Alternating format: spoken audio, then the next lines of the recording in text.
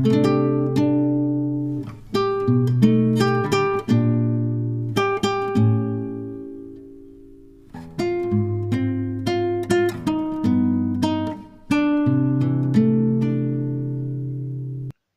Everyone, ફરી એક વખત મારી ચેનલ શિવા એજ્યુકેશનમાં આપ સર્વનું હાર્દિક સ્વાગત છે. અને વિદ્યાર્થી મિત્રો, આજે આપણે ધોરણ 11 Gujarati medium English true false અને નિયરેસ્ટ મિનિંગનો અભ્યાસ કરીશું. ખૂબ જ મહત્વના સ્ટેટમેન્ટ અને નિયરેસ્ટ મિનિંગ આપેલા છે, તો ચોક્કસથી રેડી કરી દેજો, તૈયાર કરી દેજો. પરીક્ષામાં પૂછાય તેવા ટ્રુ ફોલ્સ અને નિયરેસ્ટ મિનિંગ આપેલા છે. તો સ્ટાર્ટ કરીશું વન બાય વન. અને જો ચેનલ પર નવા હોય તો ચોક્કસથી ચેનલને સબસ્ક્રાઈબ અને લાઈક કરી દેજો, જેથી આવનારા નવા વિડીયો તમને તરત જ મળી રહે. તો સ્ટાર્ટ કરીશું વન બાય વન. સૌથી પહેલાં આપણે ટ્રુ ફોલ્સનો અભ્યાસ કરીશું. સ્ટાર્ટ. ફર્સ્ટ સેન્ટેન્સ અહીંયા આપેલું છે, Arunima was a second amputee who climbed Everest. તો વિદ્યાર્થી મિત્રો જોઈ શકો છો, આન્સર પણ અહીંયા મેં ક્લિયર કરેલા છે. ફર્સ્ટ સ્ટેટમેન્ટ આપેલું છે એ ફોલ્સ છે, ખોટું સેન્ટેન્સ છે. નેક્સ્ટ છે, Arunima could not climb Everest. Arunima Everest ચડતી નથી, તો ફોલ્સ સેન્ટેન્સ છે. અરુણિમા એવરેસ્ટ ચડે છે. થર્ડ સેન્ટેન્સ છે, Arunima hurt the people of India. Arunima ભારતના લોકોને દુઃખ પહોંચાડે છે, હર્ટ કરે છે, તો ફોલ્સ સેન્ટેન્સ છે, ખોટું વિધાન છે. નંબર 4 તરફ જઈશું.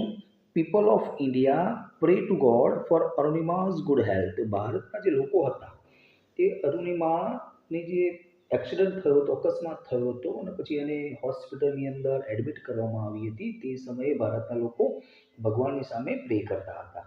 તો સાચી વાત છે, બિલકુલ સાચી વાત છે. ટ્રુ સેન્ટેન્સ અહીંયા આપેલું છે, આન્સર ઓકે.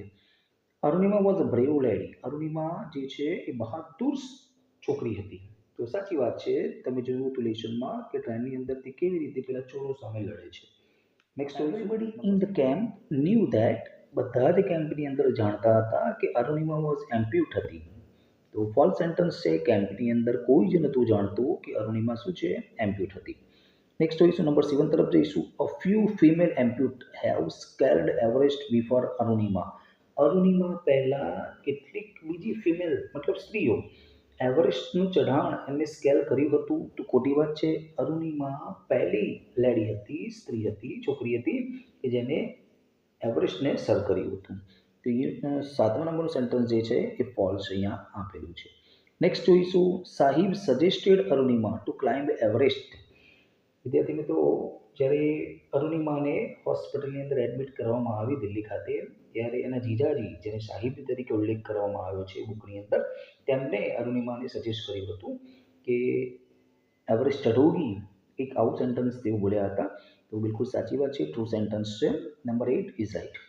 નંબર 9 તરફ જઈશું. Arunima was admitted to AIIMS. સાચી વાત છે, દિલ્હી ખાતે એમ્સની અંદર એને એડમિટ કરવામાં આવી હતી. નેક્સ્ટ તરફ જઈશું.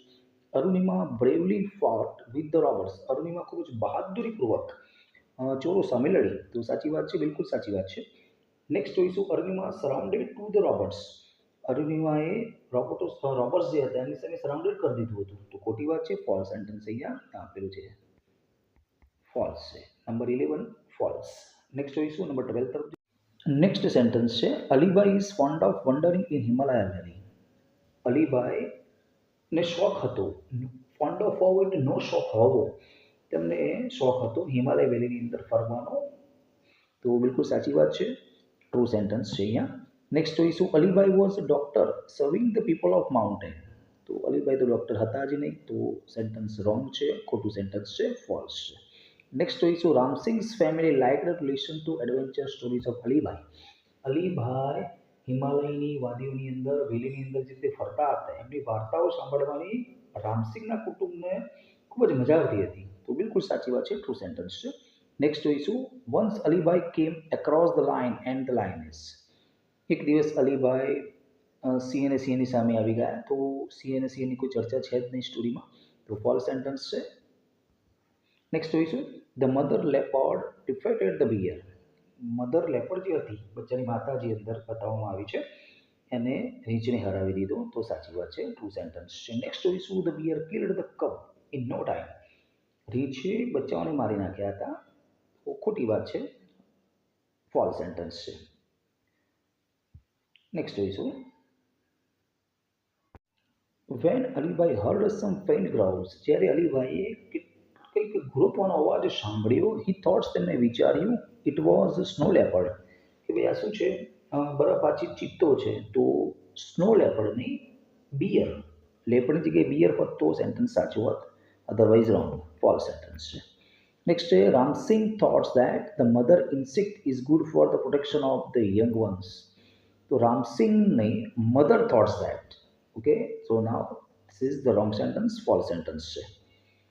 ઓટોફેબ ઇઝ અ કમ્બાઇન્ડ વર્ડ. ઓટોફેબ સાથે મળીને બનાવેલો વર્ડ છે, તો સાચી વાત છે, ટ્રુ સેન્ટેન્સ છે.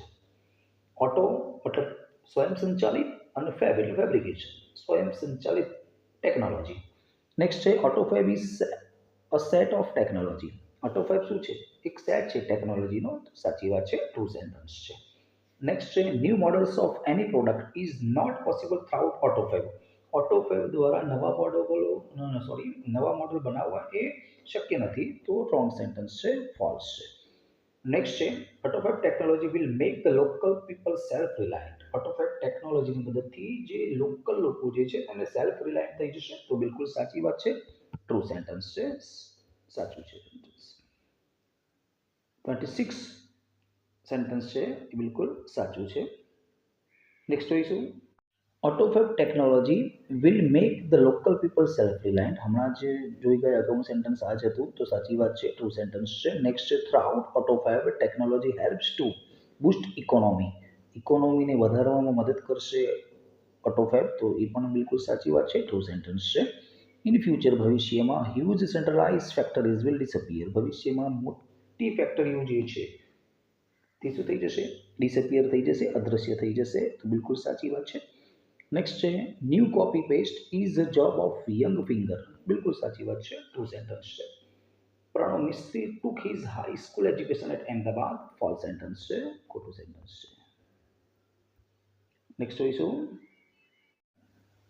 થ્રાઉટ Teletouch we touch and control things from a distance. ટેલિટચની મદદથી આપણે ડિસ્ટન્સથી દૂરની વસ્તુઓને જે છે આપણે કંટ્રોલ કરી શકીશું, બિલકુલ સાચી વાત છે, ટ્રુ સેન્ટેન્સ છે. નેક્સ્ટ જોઈશું, you can't operate anything through your smartphone. તમે સ્માર્ટફોનની મદદથી ઘણી બધી વસ્તુઓને કંટ્રોલ નહીં કરી શકો, ઓપરેટ નહીં કરી શકો. આપણે ઓપરેટ કરી શકીએ છીએ, તો ફોલ્સ સેન્ટેન્સ છે. 33 તરફ જઈશું, Teletouch lets you interact with your world with touch from a distance. બિલકુલ સાચી વાત છે, ટ્રુ સેન્ટેન્સ છે. ટેલિટચ જે છે તમને ઇન્ટરેક્ટ કરાવશે વિથ યોર વર્લ્ડ, તમારી દુનિયા સાથે, with touch from a distance, દૂરથી. નેક્સ્ટ છે, metals were casted and shaped and harmed. True sentence છે, પોયમના ટ્રુ ફોલ્સ છે, મશીનના. નેક્સ્ટ છે, machine may not pollute our atmosphere. False છે, મશીન શું કરશે, એટમોસ્ફિયરને પોલ્યુટ કરશે. નેક્સ્ટ છે, machine are child of human brain. Machine જે છે એ મનુષ્યનું મગજ જે છે એનું એક ઉત્પાદન છે, બાળક જે ઉત્પાદન છે, તો ટ્રુ સેન્ટેન્સ છે, સાચી વાત છે. નેક્સ્ટ જોઈશું, નિયરેસ્ટ મિનિંગ હવે આપણે સમજીશું. True false unit number 1 and 2 ના રીડ 1 રીડ 2 ને કમ્પ્લીટ કરી ચૂક્યા છે. મોસ્ટ ટાઈમલી ટ્રુ ફોલ્સ તમે સમજ્યા. હવે નિયરેસ્ટ મિનિંગનો વારો છે. એમાં જોઈશું, ફર્સ્ટ છે વાઇરસ. 23 નિયરેસ્ટ મિનિંગ આપેલા છે, વન બાય વન સમજીશું, પરીક્ષામાં ચોક્કસથી પૂછાશે. વાઇરસ મતલબ અઘરું, ટફ, તમે જોઈ શકો છો. યસ. એલિમિનેટ એટલે હટાવી લેવું, રિમૂવ કરવું.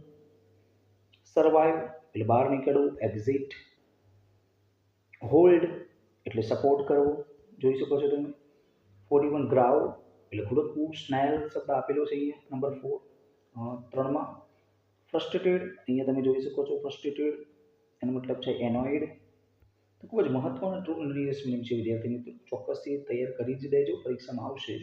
નેક્સ્ટ જોઈશું, ફ્રસ્ટ્રેટેડ ફરી વખત રિપીટ થઈ ગયો, એનોઇડ એનો આન્સર છે.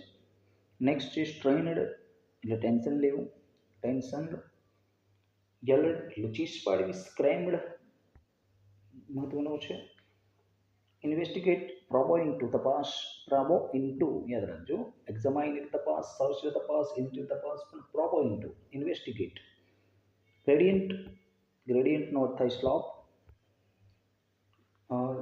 સપાટી, લપસણી સપાટી, સ્લોપ, ગ્રેડિયન્ટ એટલે સપાટી. નેક્સ્ટ જોઈશું, નેક્સ્ટ છે સ્ટ્રેન્યુઝ મતલબ હાર્ડ, સખત. 4 વર્ષ આપેલું છે, easy, stretchable, hard and movable. તો તો સાચું નિયરેસ્ટ મિનિંગ છે સ્ટ્રેન્સનો હાર્ડ. નેક્સ્ટ છે અનકોન્શિયસ એટલે બેભાન જેને કહીશું આપણે.